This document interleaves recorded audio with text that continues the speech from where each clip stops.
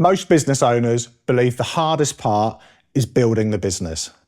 The long hours, the pressure, the responsibility and risk. But in reality, the hardest part is actually getting the money out.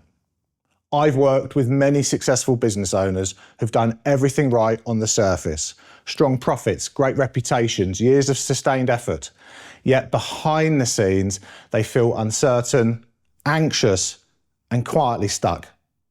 Not because the business is failing, but because there's no clear plan for how the business eventually turns into personal freedom. In this series, I want to show you why so many exits disappoint, the mistakes that quietly trap owners for years longer than they intended, and how to avoid building a business that controls you instead of supporting you.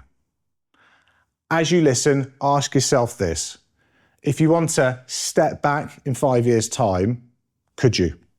One of the biggest misunderstandings in business ownership is assuming profit equals value. It doesn't. A business can be profitable, busy, well regarded, and still be very difficult to sell. Buyers don't pay for effort. They pay for certainty. They want predictable income, transferable systems, and manageable risk. What feels like strength to an owner can feel like fragility to a buyer. Many owners assume the exit will simply work itself out in the end.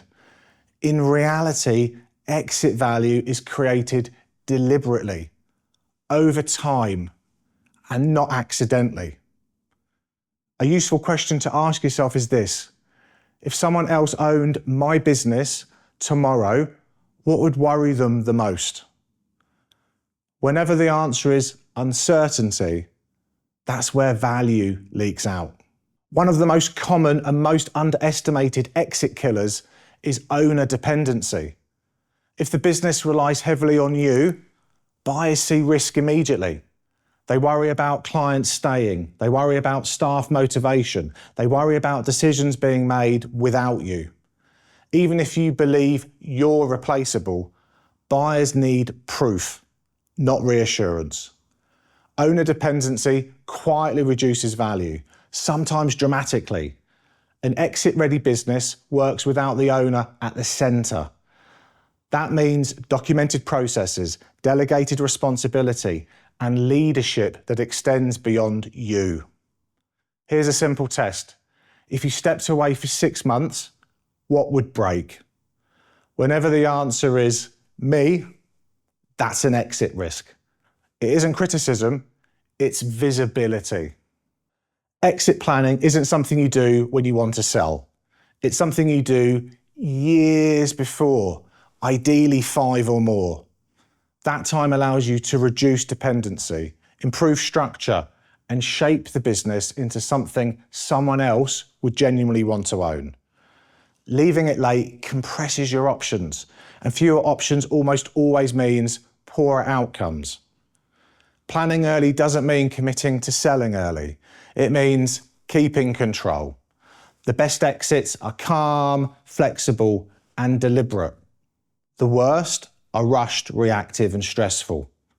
If exit planning feels uncomfortable, that's often a sign it's overdue, not unnecessary. Many business owners have most of their wealth tied up in the business. That feels logical whilst the business is growing, but it creates risk over time. Markets change, industries shift, personal circumstances evolve. Gradually, extracting value builds personal security, regardless of what happens later.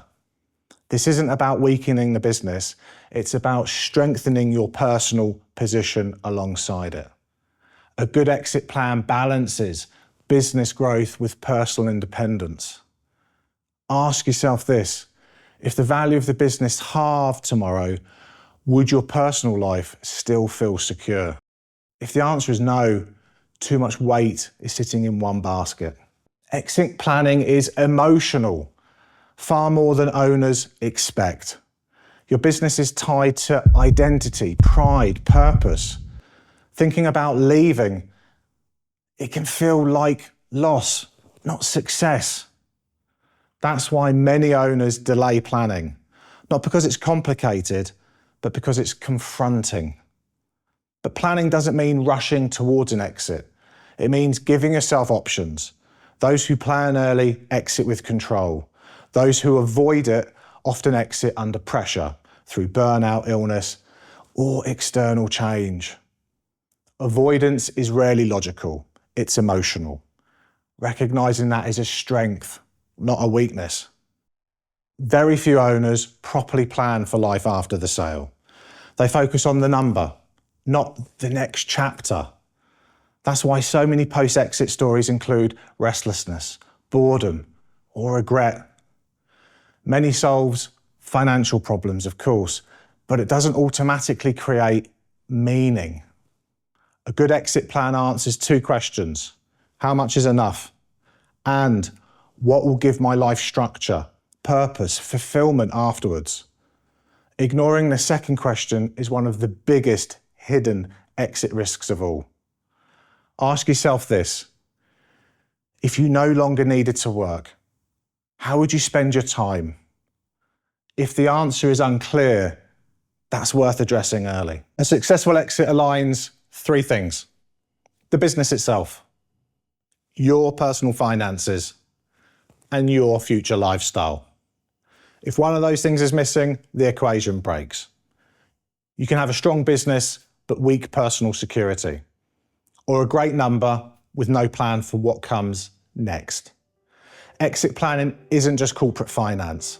It's life planning with numbers attached. When those three elements align, stress reduces, decisions become clearer, and confidence grows long before any sale happens. If you're building a business without thinking seriously about how you'll eventually leave it, now is the time. You don't need to know exactly when or how you exit, but you do need to know that you could.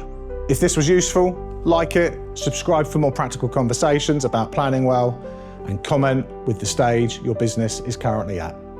Thank you for listening.